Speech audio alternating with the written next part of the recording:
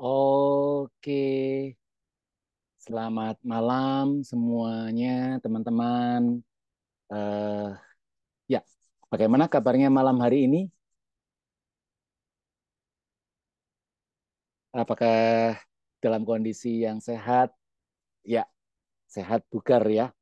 Oke, eh, karena saya sementara sendirian karena partner saya, Bro Eripin masih dalam perjalanan, gitu ya, terjebak mungkin kemacetan, jadi agak terlambat. Jadi saya perlu tes nih suaranya dan gambarnya apakah bisa tertangkap dan terlihat dengan jelas.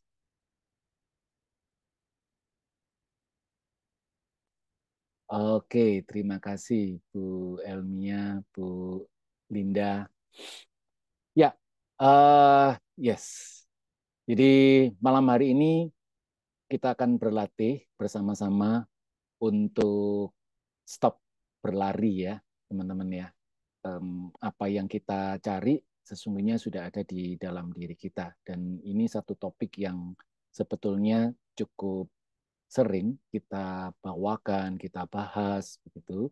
Tetapi pada malam hari ini kita akan lebih detailkan, lebih banyak latihannya. Oke? Nah, seperti biasa, sebelum kita mulai latihan, kita bersama-sama me, apa namanya bukan memanjatkan doa, tetapi kita mengutarakan satu aspirasi agar latihan kita bersama ini bisa membawa manfaat buat diri kita dan juga buat keluarga kita, teman-teman kita, dan makhluk hidup yang lain. Untuk itu, kita mulai dengan kita membacakan aspirasi pembuka. Bentar, saya siapkan.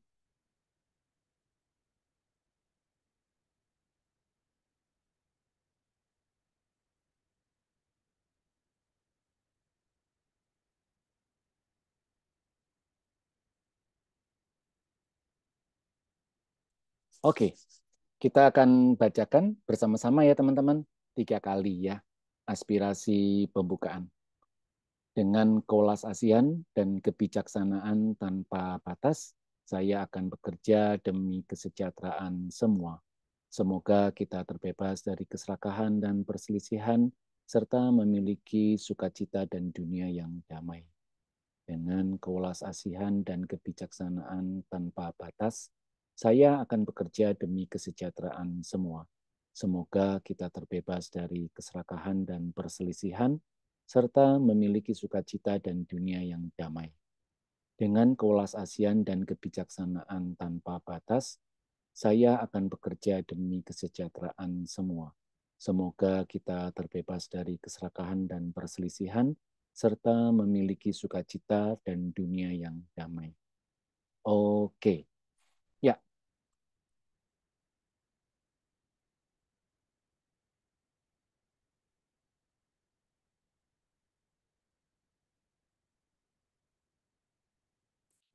kita akan buka latihan malam hari ini. Setelah aspirasi pembukaan, kita buka dengan latihan pembukaan. Oke, kita akan melakukannya kurang lebih 15 menit ya. Untuk itu, bentar, saya mengajak teman-teman untuk meniatkan, munculkan niat untuk sejenak meletakkan semua aktivitas yang lain, niatkan tubuh kita untuk pada posisi atau postur meditasinya.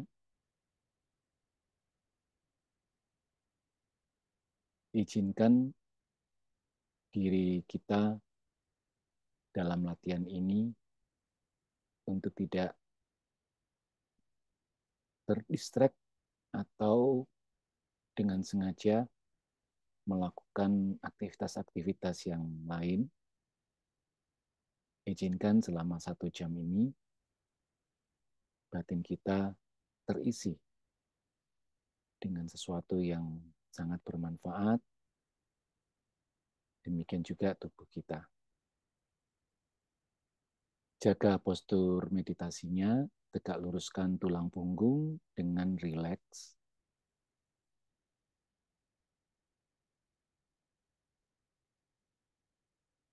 Pejamkan mata secara perlahan dan lembut.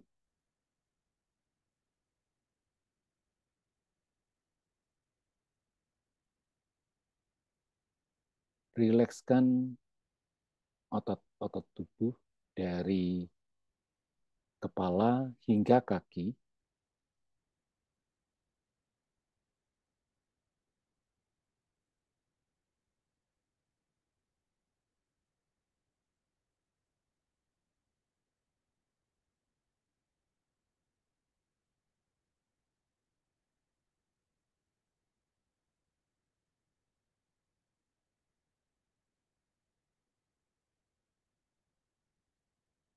Jika otot tubuh tidak bisa rileks, izinkan saja bahwa otot tubuh tidak bisa rileks. Maka otomatis otot tubuh kita sudah rileks.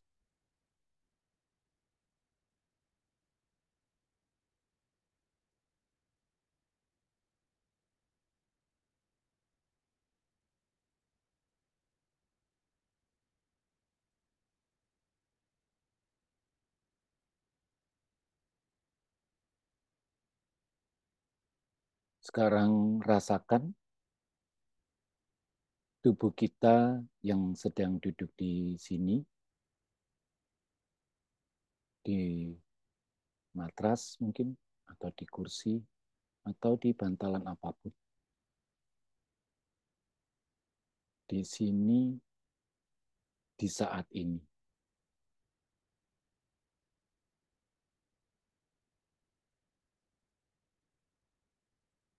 Bukan di saat yang lalu, atau saat yang akan datang. Tapi di sini saat ini.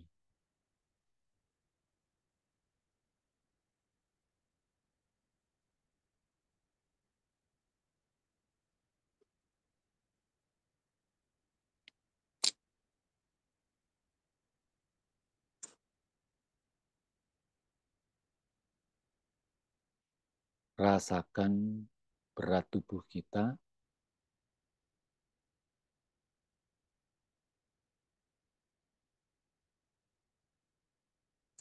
Rasakan gravitasinya.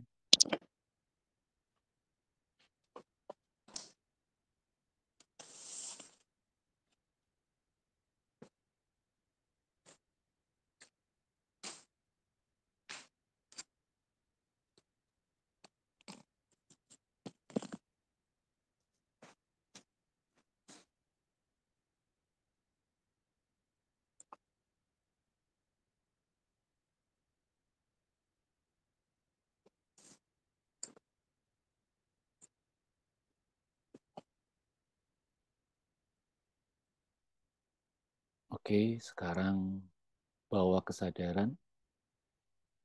Kita akan melakukan scanning sensasi yang muncul pada tubuh kita. Sensasi ada ataupun tidak ada is okay. Kita mulai melakukan scanning dari dahi kita,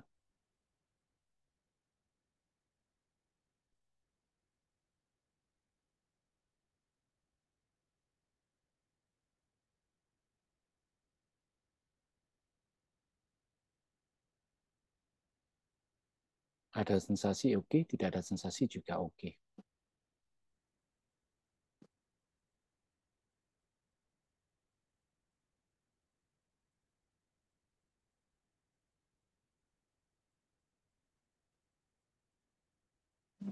Pindah ke kepala bagian atas atau ubun-ubun.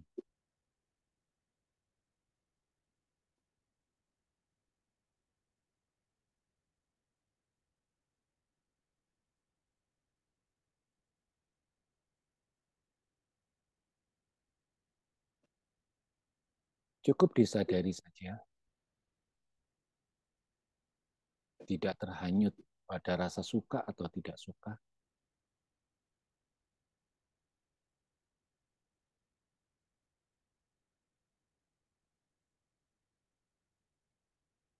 Pindah ke kepala bagian belakang,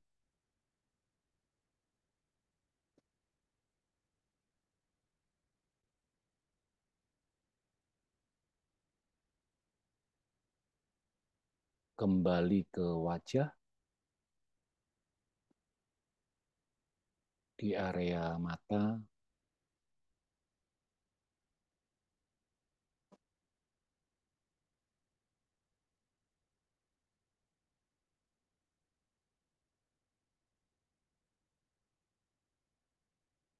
pindah ke pipi,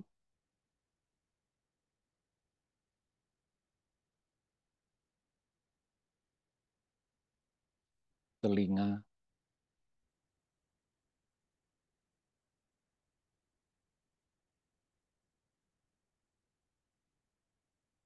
bibir,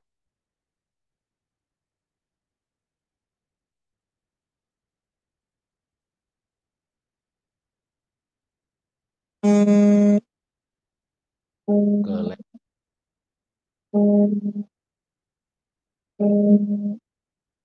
ke pundak,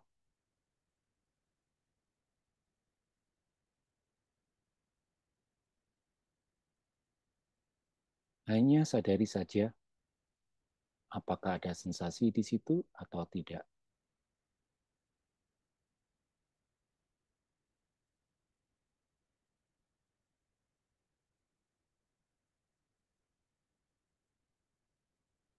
Bergeser ke lengan,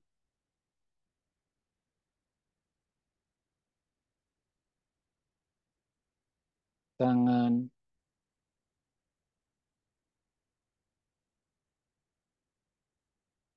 jari-jari,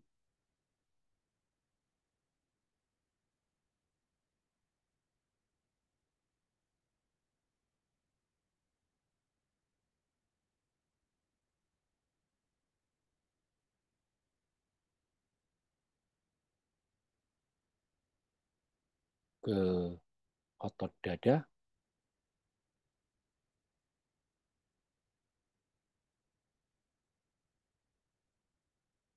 dinding perut,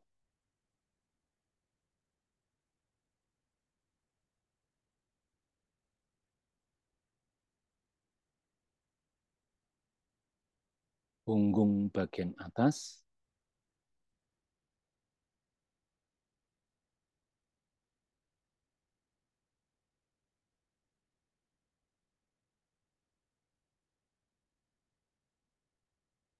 punggung bagian bawah,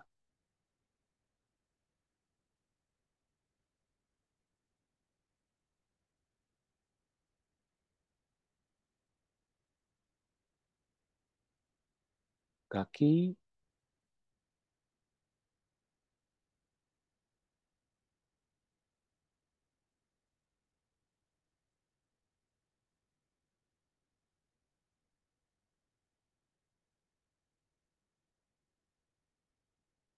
oke. Sekarang kita istirahatkan batin kita, rileks, tanpa bermeditasi, tapi tidak terhanyut. Batin beristirahat dalam kesadaran yang terbuka.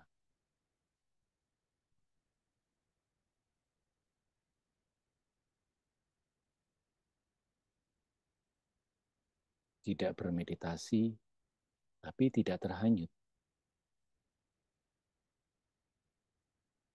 Hanya rileks saja.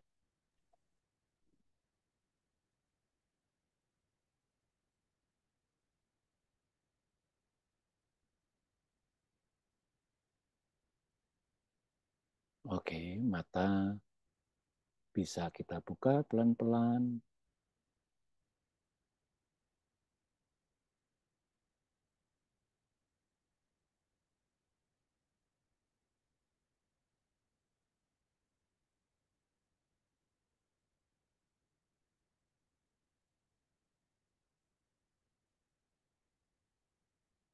Sadari ruang yang ada di sekitar kita.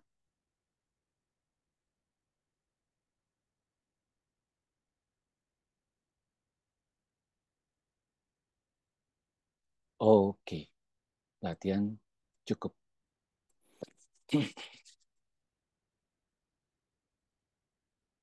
Ya, kita sudah membukanya dengan latihan pembuka ya. Gimana di latihan pembuka ini ngerasa lebih lebih oke nggak?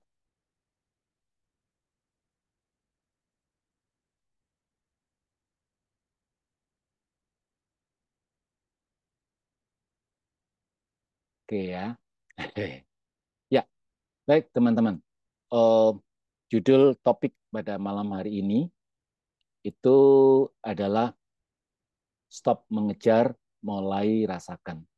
Ya, ini memang berhubungan dengan kebahagiaan yang menjadi hal ya tujuan utama dari kehidupan kita adalah salah satunya kan eh, menginginkan kebahagiaan ya, mencapai kebahagiaan. Nah, tetapi kebahagiaan yang seperti apa yang ingin kita wujudkan dalam hidup kita ini atau kita capai ini?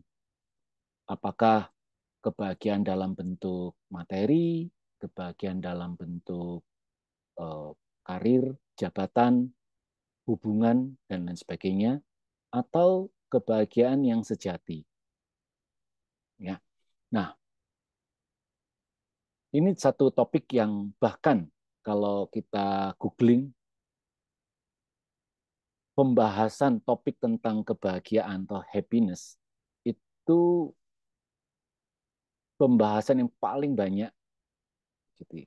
Pembahasan yang paling banyak dan mulai dari sejak zaman dahulu sampai kapanpun juga ini kayaknya akan terus akan dibahas gitu ya. Karena ya itulah orang selalu mencari itu, ya, mencari dan mencari, menginginkan kebahagiaan itu. Pertanyaannya, apakah itu sesuatu yang normal, wajar, atau sesuatu yang tidak wajar sih mencari kebahagiaan itu atau mengejar kebahagiaan itu? Menurut teman-teman, ini sesuatu yang wajar atau ya wajar ya?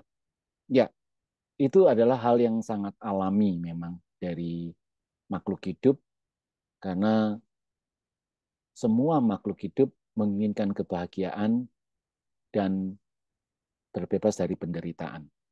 Jikalau boleh dikatakan bahwa sesungguhnya semua makhluk hidup keinginannya itu sama, apapun kondisi alamnya, gitu ya. Siapapun orangnya dan apapun wujud makhluknya, keinginannya cuma dua ini aja, keinginan utamanya, ingin bahagia dan terbebas dari penderitaan. Jadi dua. Nah, pertanyaannya sekarang adalah dari dulu sampai sekarang ini, kenapa ya? Kok kayaknya kita ngerasa nggak dapat-dapat, nggak nemu-nemu nih, nggak menemukan atau tidak bisa mencapai atau mewujudkan kebahagiaan itu. Benarkah kebahagiaan itu adalah satu permata, satu harta karun yang sampai saat ini itu tidak bisa ditemukan. Petanya itu nggak ada gitu ya. Apakah seperti itu kondisinya atau karena apa? Kenapa kok sampai seharusnya kalau memang ada, kita sudah dapatkan pengalaman, pembelajaran dari orang tua kita dulu, seharusnya ini selesai kan? Masalah itu sudah selesai.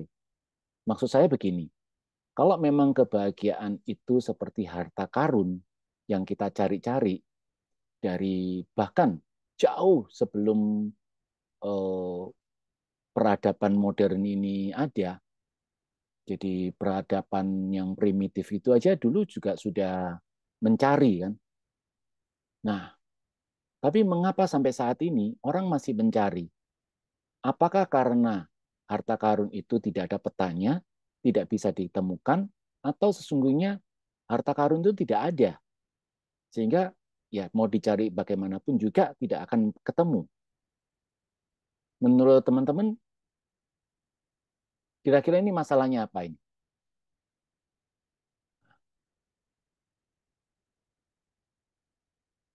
Oke, terima kasih, Bu Linda. Ada tapi tertutup oleh kekotoran batin. Ya, dapat dan hilang dari Sherry ya. Kecukupan adalah harta karunnya. Jadi, oh, oke, ekspektasi terlalu tinggi. Yes. Uh, jadi menurut Sherry itu timbul dan tenggelam. Jadi dia muncul dan tenggelam begitu. Dari bagus ada cuma agak berasa karena kurang bersyukur. Ya, ada satu terima kasih sebelumnya ya atas diskusi sharing pemikiran opini dari teman-teman gitu ya yang memberikan pendapatnya pandangannya kenapa dari dulu sampai sekarang ini orang masih mencari-cari termasuk kita ya termasuk kita kita ini. Nah, salah satu sebabnya itu diuraikan oleh guru kita Mingyurin Poche. Ini saya akan share.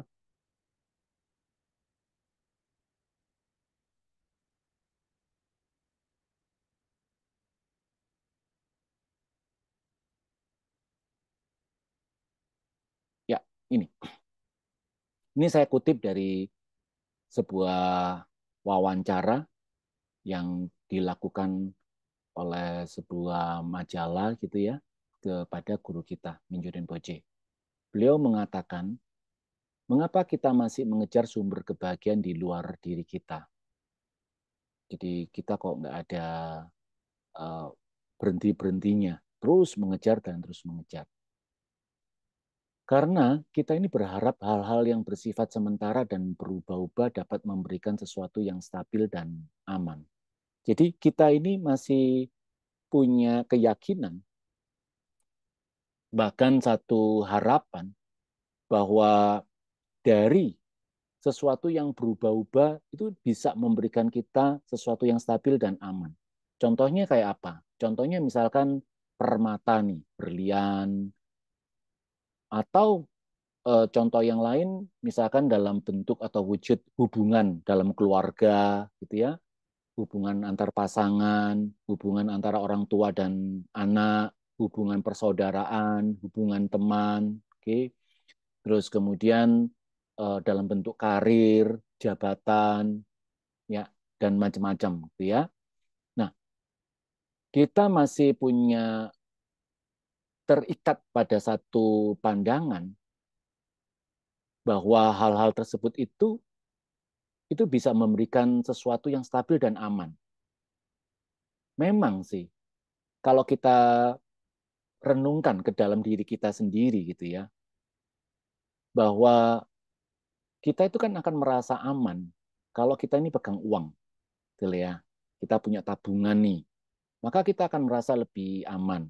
Dan akhirnya tanpa kebijaksanaan, kita menganggap bahwa kita akan aman kalau kita ini punya uang. Jadi uang itu jadi satu-satunya yang membuat kita menjadi aman. Betul sih bahwa tidak bisa dipungkiri uang ini sebagai satu alat yang bisa membuat kita itu memenuhi kebutuhan hidup kita. Tetapi kalau dikatakan bahwa uang adalah satu-satunya cara yang membuat kita tuh menjadi aman, itu yang nggak tepat, ya kan? Nggak betul kan? Jabatan membuat kita tuh pasti aman. Contoh misalkan kita tuh naik karir dari manajer menjadi direktur, bahwa jabatan itu juga sifatnya sementara kan, nggak bisa.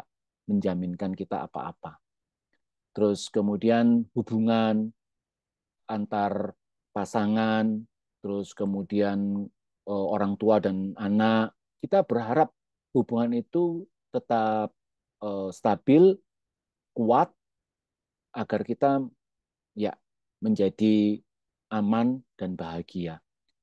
Nah, justru kita ingin menjaga itu supaya tetap stabil, hubungan itu tetap stabil, maka yang terjadi malah konflik, ya kan? Yang terjadi malah konflik. Kita takut untuk menyampaikan sesuatu yang kita tidak setuju, takut pasangan kita atau orang tua kita atau anak kita atau pimpinan kita kalau kita kerja di sebuah perusahaan gitu ya, atau rekan bisnis kita kalau kita berbisnis, kita takut kalau kita mengutarakan hal yang benar, takut untuk konflik. Akhirnya apa? Akhirnya kita nggak berani mengutarakan. Justru itu semacam bom waktu kan. Sewaktu-waktu bisa meledak. Nah, teman-teman, eh, kalau kita ditanya, maka kita ini sebetulnya sudah tahu kan bahwa hal itu iya sih, bahwa hal itu semua itu tidak bisa kita pakai sebagai pegangan. Kita tahu, kita mengerti, bahkan kita paham. Tapi kenapa ya?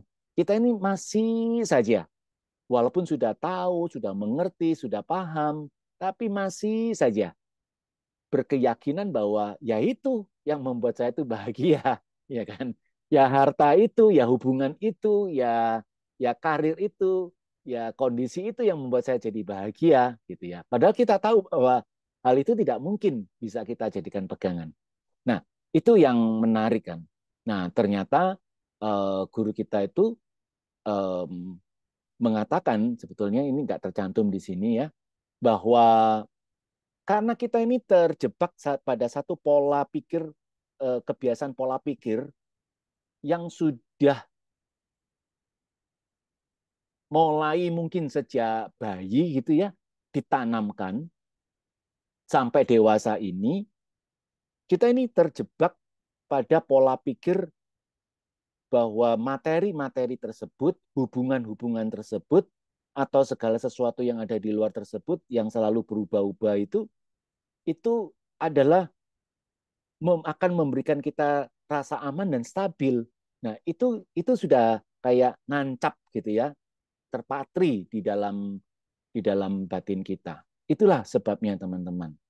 Akhirnya apa? Sulit sekalipun kita ini paham, mengerti bahwa itu tidak stabil dan itu tidak aman untuk kita jadikan pegangan dan itu bukan sumber kebahagiaan sejati kita, tapi kita tidak bisa benar-benar meyakini secara secara apa ya? Secara benar gitu ya. Secara benar. Kita hanya sebatas pada pengertian saja. Kalau guru kita mengatakan kan ada 3 level ya. Ada level kognitif, ada level emosi, perasaan, dan satunya ini ada level yang sudah kita aplikasikan, jadi action. Jadi kita ini masih pada level kognitifnya, jadi pada level kognisinya, pengertiannya saja, pandangan saja, view-nya saja. Ngerti sih ngerti, tapi karena belum bisa mengubah kebiasaan pola pikir kita tersebut, maka akhirnya ya kita tetap terjebak pada hal itu. Oke. Nah, bukan saja teman-teman, tidak saja pada hal yang sifatnya itu fisik atau materi. Ternyata banyak juga loh di antara kita ini gitu ya, itu yang terjebak pada saat melakukan latihan meditasi. Mungkin coba kita cek ke diri kita masing-masing gitu ya, bahwa apa sih tujuan kita bermeditasi. Nah, ini masih cukup banyak orang yang punya pandangan bahwa dengan meditasi itu saya bisa akan mendapatkan ketenangan, rileks, gitu ya. Dan makanya kalau ada yang mengganggu pada saat kita bermeditasi, apalagi kalau masuk ke dalam satu kondisi batin atau mental yang tenang, terus kemudian ada gangguan, kita jadi terusik dan tadinya tenang bisa saja berubah jadi marah. Nah, kita punya, kenapa kita marah? Karena kita merasa apa yang tadinya itu sudah enak-enak, kemudian terganggu. Gitu ya. Kita berubah, keadaan kita ini berubah. Tadi yang nyaman, jadinya terganggu. Gitu. Nah, pandangan bahwa rileks, tenang, itu adalah kebahagiaan yang sejati, itu adalah pandangan yang keliru. Maka banyak sekali orang ketika mau belajar meditasi atau mau berlatih meditasi, itu yang dicari itu adalah ketenangan yang dalam, terus kemudian ya itu anggapannya sesuatu yang ya selama ini dicari, yang dinamakan kebahagiaan sejati itu. Padahal lagi-lagi itu kan cuma pengalaman saja, di mana yang namanya pengalaman itu bisa datang dan pergi, bisa berubah-ubah. Jadi ketika kita punya niat meditasi itu untuk mencari, lagi-lagi mengejar. Ini yang dikejar memang bukan harta, tetapi yang dikejar adalah rileks yang sejati, tenang yang sejati. Kalau itu yang dicari, maka ujungnya adalah kekecewaan. Karena itu tidak akan mampu atau bisa memberikan kebahagiaan sejati pada diri kita. Ya. Jadi guru kita mengatakan kita juga membawa pola pikir yang sama, yaitu harapan bahwa pengalaman sementara dapat menghasilkan kebahagiaan abadi ke dalam praktek meditasi kita. Jadi dalam praktek meditasi kita ini kita itu membawa harapan bahwa pengalaman sementara dapat menghasilkan kebahagiaan abadi. Di sini kita ini keliru menganggap kedamaian sesaat dan rasa rileks sebagai relaksasi sejati, yaitu merasa nyaman dengan apapun yang muncul pada saat ini. Ya, jadi itu yang apa namanya masih cukup banyak ya di antara kita yang beranggapan bahwa ya meditasi itu yang ingin didapat atau dikejar adalah ketenangan atau kedamaian itu tadi. Ya. Kita berpikir menenangkan batin berarti menghilangkan semua pikiran dan emosi yang kacau. Jadi ini juga pandangan yang keliru bahwa kalau kita meditasi berarti tidak ada pikiran, mengosongkan pikiran, bahkan emosi pun tidak boleh hadir. Jadi harus satu titik kita sangat berpegang teguh, keras pada satu objek. Jadi kalau misalkan ada pikiran yang hadir, yang datang, emosi yang datang, wah itu berarti nggak sukses meditasi saya. Nah, akhirnya ya kita jadi kesulitan sendiri kan, ya. Kita mengejar pengalaman sementara berupa kebahagiaan dan kejernihan sambil melewatkan kesederhanaan mendalam dari kesadaran yang selalu ada bersama kita. Jadi justru hal semacam itu, jadi cara kita, pandangan kita yang keliru tadi itu, kita menghilangkan kesempatan yang sangat sebetulnya itu yang kita perlukan, yaitu apa? Kesadaran yang selalu ada bersama kita. Kita tidak menyadari, kita tidak terkoneksi dengan kesadaran kita. Yang kita cari, ya tadi ketenangan. Yang kita cari ketenangan. Kita fokus, hanya fokus, tapi kita itu tidak sadar terhadap apa yang sedang terjadi. Makanya kalau pada saat kita meditasi, seandainya kita itu merasa tenang dan ada gangguan, kita langsung jadi marah kan, jadi marah karena ketenangan kita ini terganggu. Tapi kalau kita memahami dengan benar bahwa marah pun ketika emosi marah muncul, kalau kita bermeditasi dengan pemahaman yang benar, maka justru kita bisa mentransformasi emosi marah yang muncul itu. Kita tetap terhubung dengan kesadaran kita, di mana kesadaran itu adalah salah satu dari sifat sejati kita, dari kebaikan dasar bawaan kita. Ya. Jadi justru sayang kita melewatkan hal itu. Ya. Sayang melewatkan kesempatan itu. Disinilah maksudnya ya. Oke, saya lanjutkan. Kita sebetulnya tidak perlu mencari di luar momen saat ini untuk merasakan kebijaksanaan, kasih sayang, dan kemurnian sejati dari sifat dasar kita. Ya.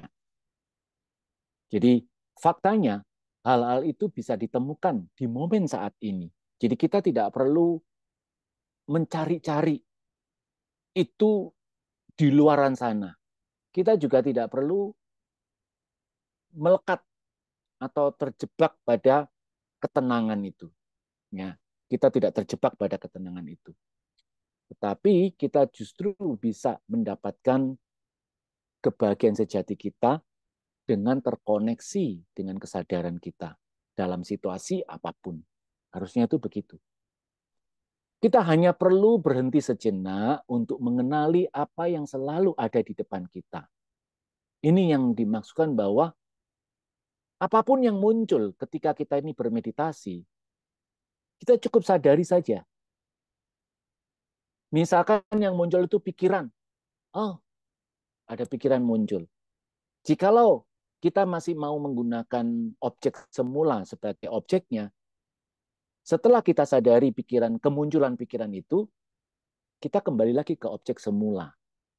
Tapi jikalau kita mau menggunakan pikiran itu sebagai objeknya, kita ubah, it's okay juga. Yang penting kita tahu.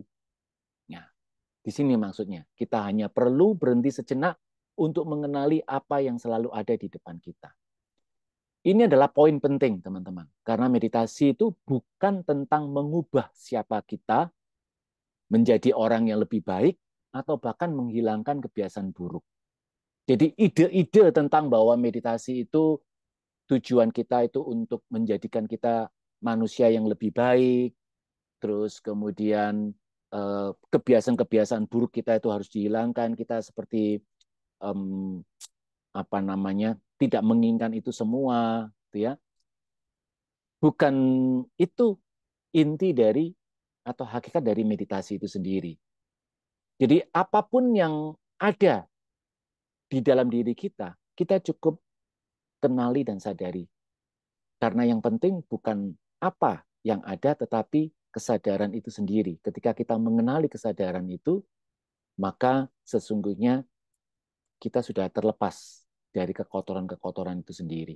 Jadi tanpa upaya, kita tidak perlu bersusah payah untuk menolak, menyingkirkan, membenci. Aku benci dengan diriku yang, um, misalkan nih ya, saya ini orang yang suka berbohong. Aku benci dengan diriku yang suka berbohong. Atau saya ini punya kebiasaan menunda-nunda. Aku benci dengan kebiasaan diriku yang suka menunda-nunda.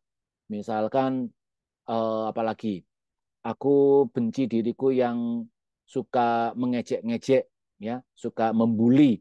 Aku benci dengan diriku yang suka membuli-buli. Nah, kita tidak perlu sampai segitunya, karena begitu kita bisa mengenali kesadaran diri kita, sesungguhnya eh, yang dikatakan sebagai pemurnian, pemurnian itu akan terjadi dengan sendirinya.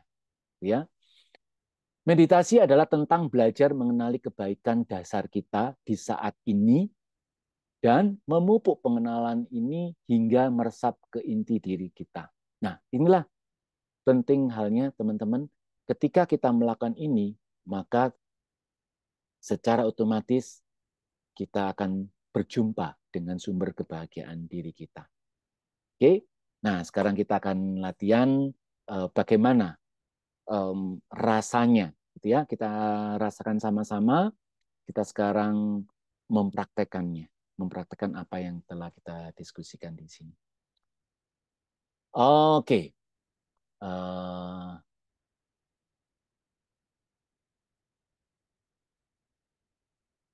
ya. Jadi sebelum latihan, barangkali kalau ada teman-teman yang mau ke toilet, bisa ada 1 menit, oke ya, untuk mau minum atau mau ke toilet, silakan. Saya tunggu. Nah, sambil menunggu, kalau ada mungkin teman-teman yang ingin sharing di latihan pembuka tadi atau mau menyelipkan pertanyaan dari diskusi kita tadi, silakan di chat gitu ya.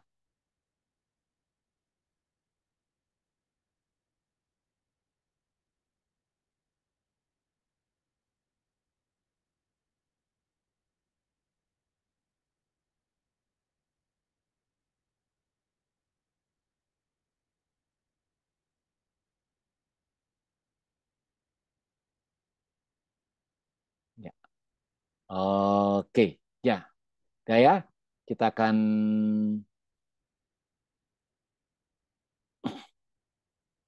melakukan latihan.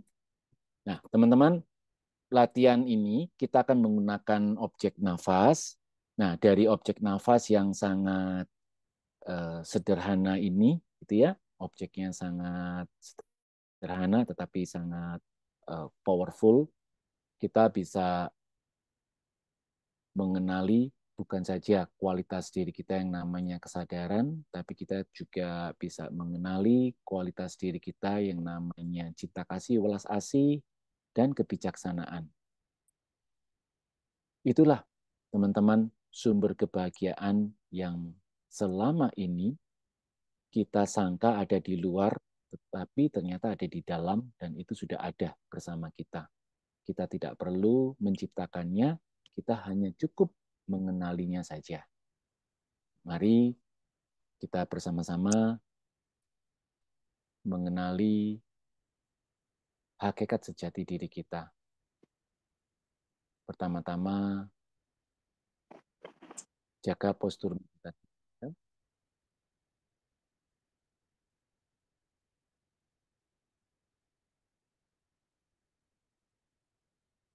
Oke, tegak luruskan tulang punggung dengan rileks.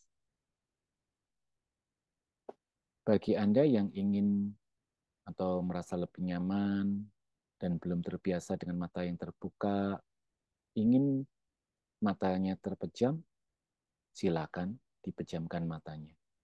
Tapi buat Anda yang sudah terbiasa dengan mata terbuka, juga dipersilakan.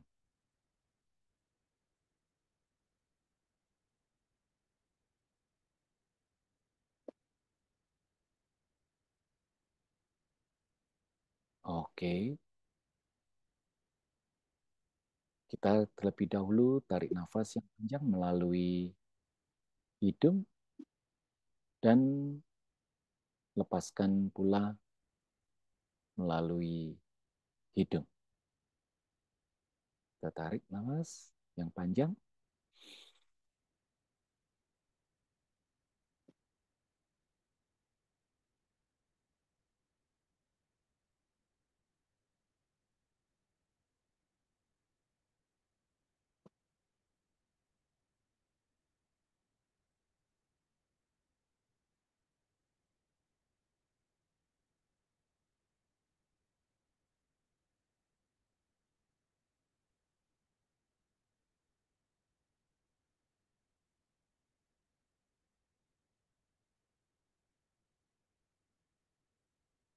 Bernafaslah secara alami.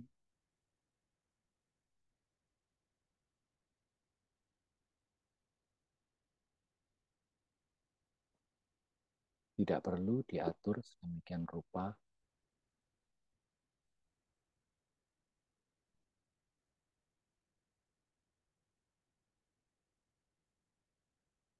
bernafas dengan apa adanya.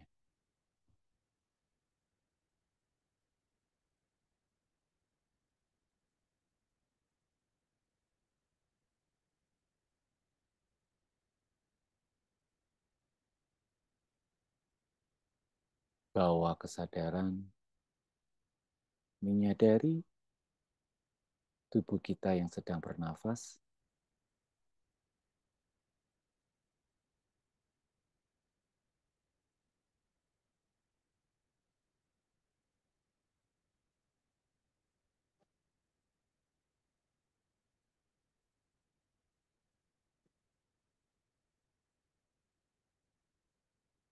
sadari apapun yang terjadi pada nafas kita.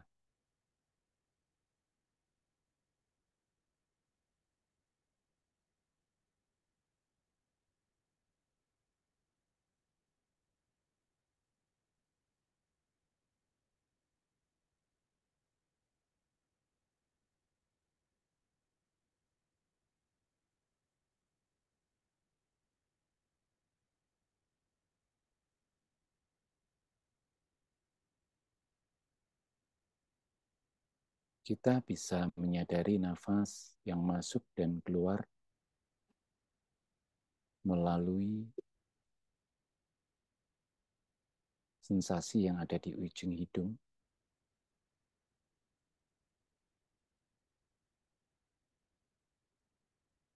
atau kembang kempisnya, otot dada, atau kembang kempisnya dinding perut.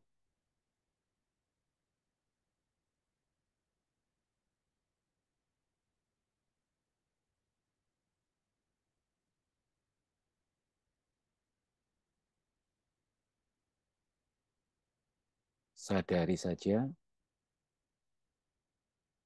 masuk dan keluarnya nafas kita.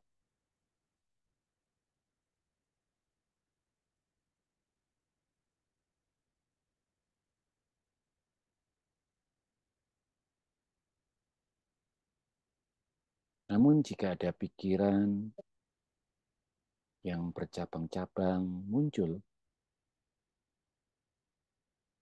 tidak perlu gusar, tidak perlu jengkel, tidak perlu membencinya. Sadari saja pikiran itu dan bawa kembali kesadaran Anda menyadari nafas yang masuk dan nafas yang keluar.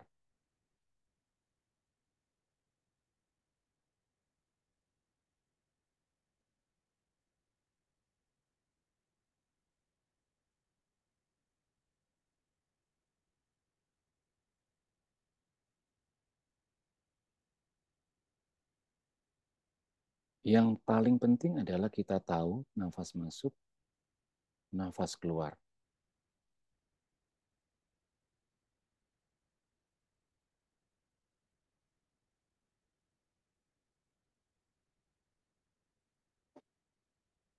Selama kita tahu nafas masuk dan nafas yang keluar, apapun yang terjadi di luar itu is okay.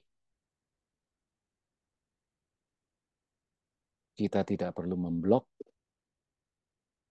ataupun terhanyut atau terbawa.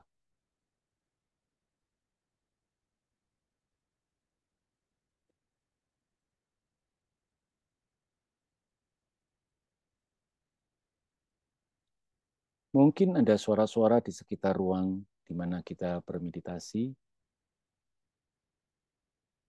atau suhu ruangan yang tidak nyaman atau apapun, it's okay.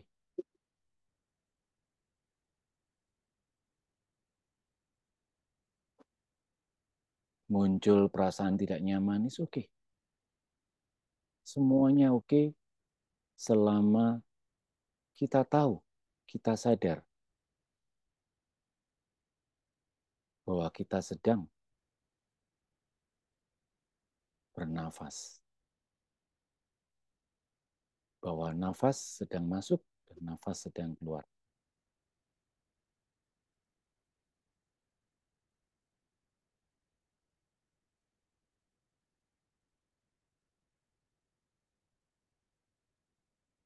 Seberapa banyak pikiran yang muncul is okay.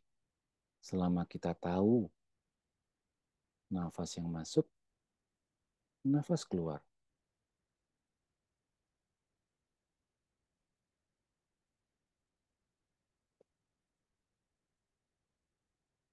Yang penting kita selalu ingat nafas masuk, nafas keluar.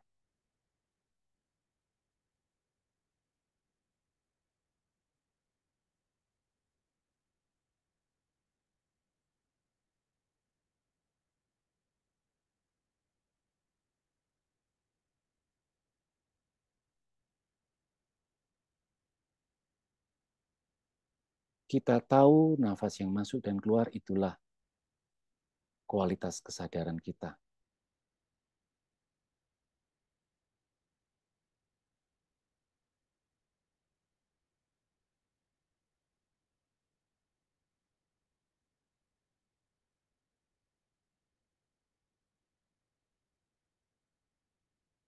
Kualitas yang selama 24 jam, 7 hari bersama dengan kita.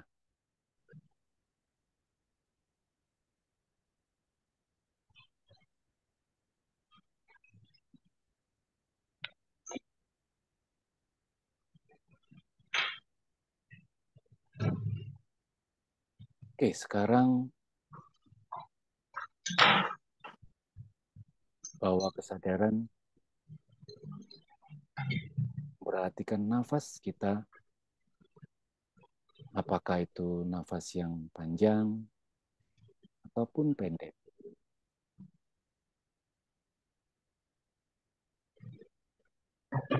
Nafas yang lembut ataupun kasar. Sore kamu ngechat jam berapa? Oh, jam 6.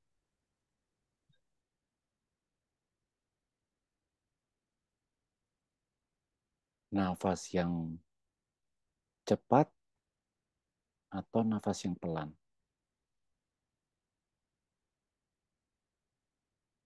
Selama kita menerima apapun kondisi nafas kita, is okay.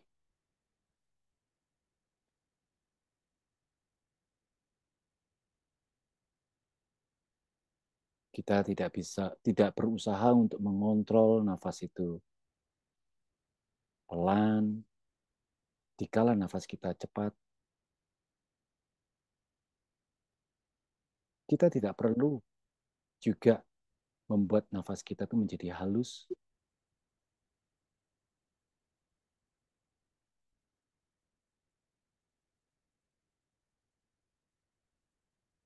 Dengan menerima kondisi nafas kita, apapun kondisinya,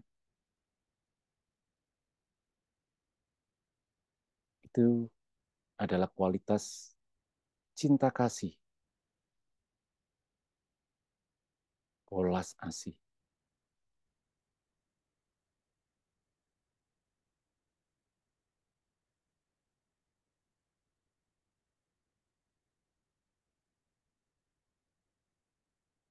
Cinta kasih, welas asih adalah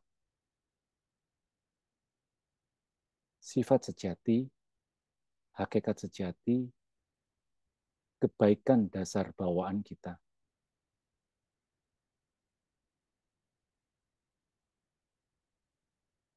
Dan itulah sumber kebahagiaan kita pula.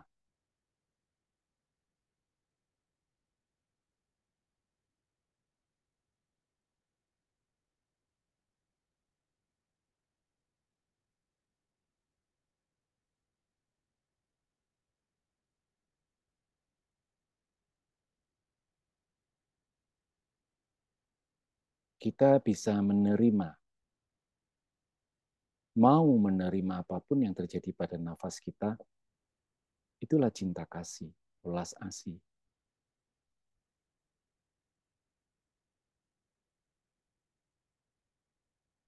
Kita tidak berusaha untuk mengontrol,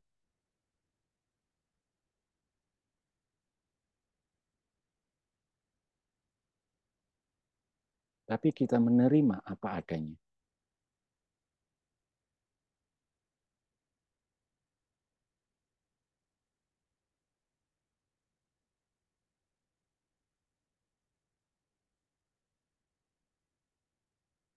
Inilah penerimaan tanpa syarat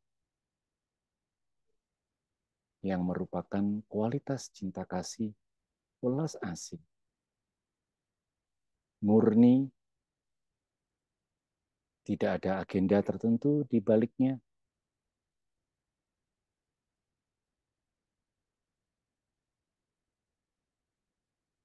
Kita menerima apa adanya.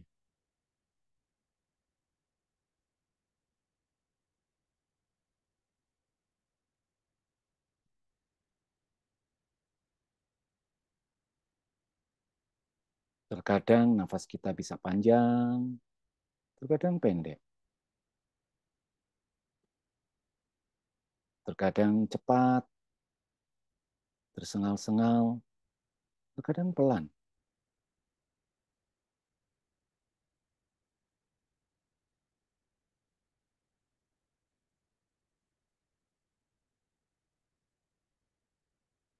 Penerimaan inilah yang paling penting. Tidak masalah nafasnya mau panjang, mau pendek, mau cepat ataupun lambat.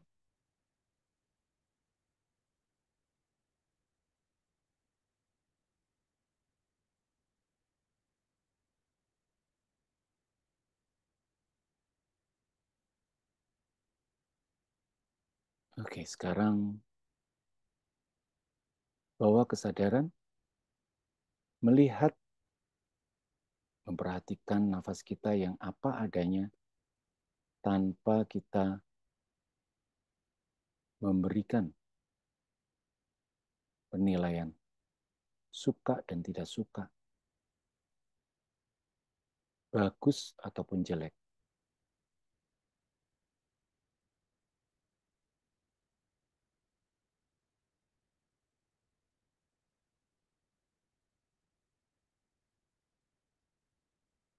Kita hanya melihat, menyadari nafas kita apa adanya.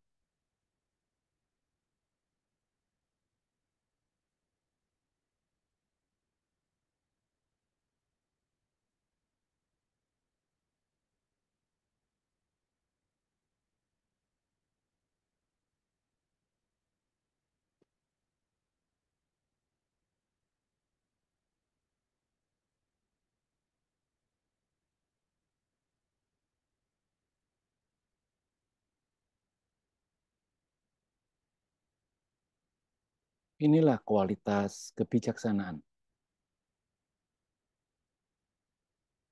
Kualitas di mana kita menerima segala sesuatu apa adanya. Melihat segala sesuatu apa adanya. Tidak menilai, bebas dari dualistik, bebas dari pandangan yang dualistik.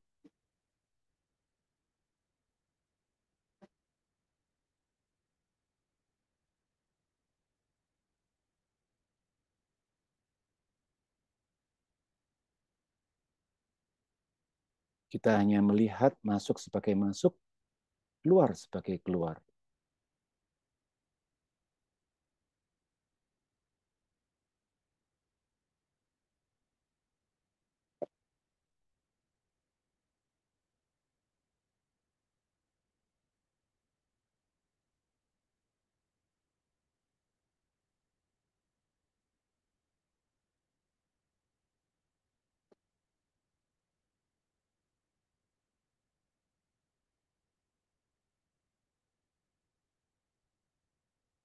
Oke, sekarang pelan-pelan kita tidak perlu, atau kita rileks Tanpa bermeditasi, kita rilekskan batin kita dalam kesadaran yang terbuka, kesadaran yang alami. Lepaskan perhatian pada nafas, tidak lagi bermeditasi, tapi tidak terhanyut.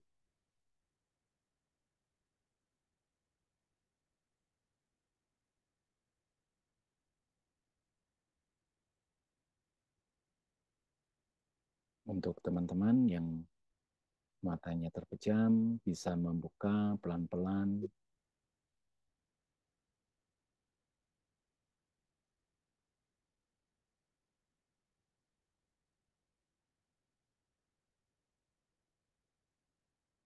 Dan sadari ruang yang ada di tempat Anda sedang berlatih.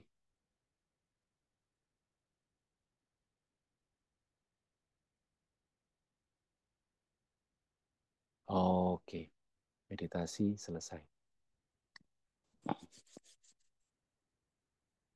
Oke, teman-teman, itu tadi latihannya, bagaimana kita bisa memanfaatkan atau menggunakan objek nafas untuk bisa terkoneksi, terhubung dengan sumber kebahagiaan yang sejati kita. Jadi di situ ada kesadaran, di situ ada cinta kasih welas asih, dan di situ juga ada kebijaksanaan. Jadi kita bisa mengenali sekaligus kita terkoneksi. Jikalau kita selalu atau rutin terhubung, maka kita akan ya bukan tidak butuh uang lagi ya. Kita bukannya terus kemudian tidak butuh hubungan yang baik, tidak butuh karir, bukan. Tapi kita jadi lebih bisa bijaksana, mengetahui mana merupakan sumber kebahagiaan sejati, mana yang bukan, gitu ya. Yang bisa kemudian teman-teman sebetulnya bisa akses kapanpun juga, sehingga teman-teman kita semua tidak perlu lagi mengejar-ngejar sampai bahkan sampai stresnya luar biasa gitu ya, hanya karena faktor yang di luar tadi ya. Oke, mungkin ini waktunya sudah lewat gitu ya. Tapi kalau teman-teman masih mau boleh mengizinkan tinggal, kata ada kita sampai tambah menit begitu. Mungkin ada pertanyaan atau mau menyampaikan pengalamannya tadi di waktu latihan. Silakan.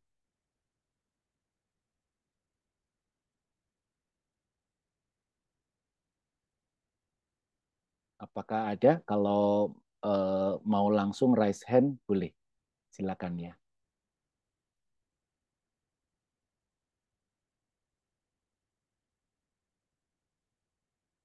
Gimana? Tadi latihan, ngomong-ngomong latihannya suka nggak ya? Siapa yang suka di sini? Oke, ini dari Bu Teresia, menginspirasi. Terima kasih. Ya, em, suka ya. Dari Vivo Y33. Ya, suka ya. Ya, ya. Ya, teman-teman, semoga saja ini bisa membawa satu manfaat buat kita semua, ya kan? Yang terpenting, teman-teman, perlu untuk kita latih, kita praktekkan ya, karena itulah satu-satunya cara. Gak ada cara lain. Tidak ada cara lain untuk kita bisa terkoneksi dengan sumber kebahagiaan sejati kita. Ya, satu-satunya cara adalah kita latih, kita latih, kita latih. Dan dari metode yang guru kita ajarkan, metodenya itu jelas bahwa prinsipnya adalah short time, many times. Jadi pendek-pendek tapi sering. Sehingga teman-teman, Anda, kita semua bisa melakukannya latihan ini kapan saja dan di mana saja. Bahkan sambil kita kerja, sambil kita itu membaca buku, bahkan sambil kita tuh nonton, sambil kita masak, sambil kita tuh berolahraga, kita bisa melakukan latihan ini, gitu ya. Um, jadi kenapa kok bisa kita lakukan dan tetap memberikan hasil yang sama-sama optimalnya? Karena prinsipnya di sini adalah membangun sebuah habit, membangun sebuah kebiasaan. Jadi prinsipnya itu di situ. Jadi walaupun cuma sedetik, 2 detik, tetapi kalau kita terbiasa terkoneksi dengan kesadaran kita, terkoneksi dengan cinta kasih welas asih kita, terkoneksi dengan kebijaksanaan kita, maka ya akhirnya batin kita terbiasa dengan hal-hal itu. Gitu teman-teman. Karena tidak ada pertanyaan, hmm, ya maka kita tutup ya. Kita tutup latihan malam hari ini dengan membacakan dedikasi penutup. Kohema ada pertanyaan sih tadi, apa di Ya. skip Oh gitu? iya, ya. Di sini saya Ya, ya, bacakan ya. ya. Boleh, Saya boleh, boleh. pertanyaannya saya setiap meditasi tadi sempat tertidur. Itu kenapa ya? Oke. Ya, kalau tertidur ada kemungkinannya itu memang secara fisik kecapean gitu ya, kecapean. Maka kalau itu kecapean, eh, saran saya meditasinya dengan membuka mata, gitu ya, membuka mata. Jadi matanya dibuka, jangan ditutup karena kalau ditutup itu akan lebih mudah untuk terhanyut dalam sensasi ngantuknya, gitu ya. Mudah sekali untuk terbawa sensasi ngantuknya. Dan kalau itu latihan di rumah, boleh dengan berjalan. Jadi meditasinya misalkan teman-teman ngantuk sekali gitu ya, ubah saja stylenya. Jangan duduk, jangan bersila, tapi jalan. Tapi seandainya teman-teman pada saat menjelang tidur mau meditasi di atas di atas tempat tidur itu juga boleh, bisa. Jadi bisa langsung pada saat meditasi, terus kemudian nggak lama ke bawah untuk tidur. Itu juga sangat bagus sekali. Ya.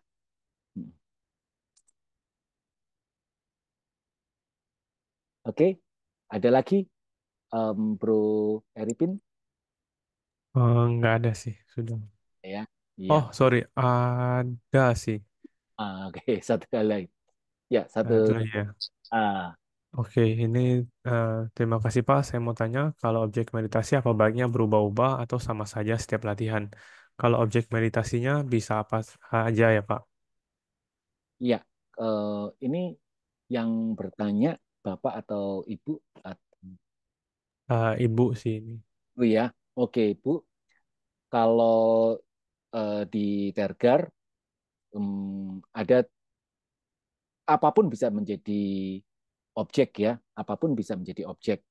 Nah, namun secara formal kita pada saat mengikuti workshopnya Joy of Living 1, kita setidaknya akan ditunjukkan 13 macam objek gitu ya, 13 macam objek. Setidaknya itu ada 13 macam. Tapi sesungguhnya objek apapun bisa menjadi objek ya, apapun bisa menjadi objek meditasi.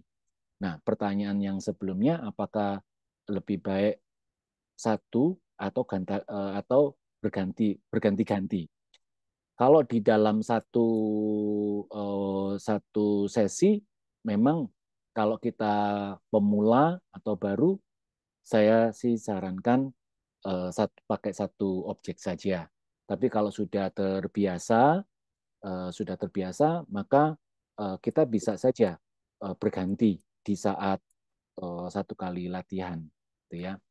Nah, jadi tapi itu kalau kita sudah terbiasa ya, terbiasa. Tapi kalau masih awal-awal untuk menunjang mendukung latihan Anda, saya anjurkan satu satu kali itu satu objek. Nanti misalkan 1 minggu atau 2 minggu baru ganti objek yang lain, gitu. Supaya nggak bosan saja. Ya, tujuannya supaya nggak bosan saja. Supaya ada variasi-variasi. Oke, begitu dulu teman-teman.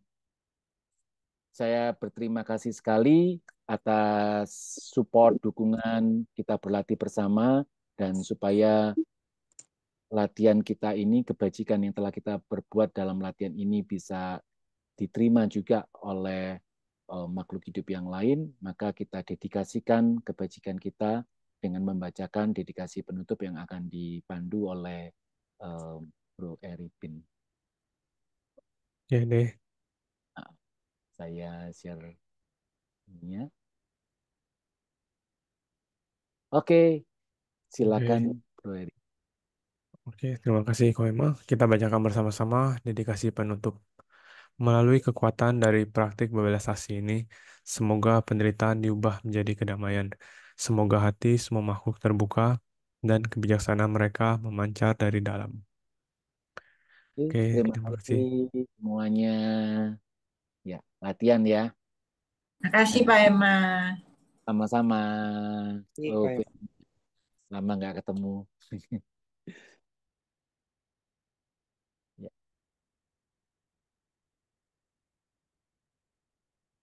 Oke, teman-teman, saya pamit dulu ya. Sampai ketemu di latihan yang lain.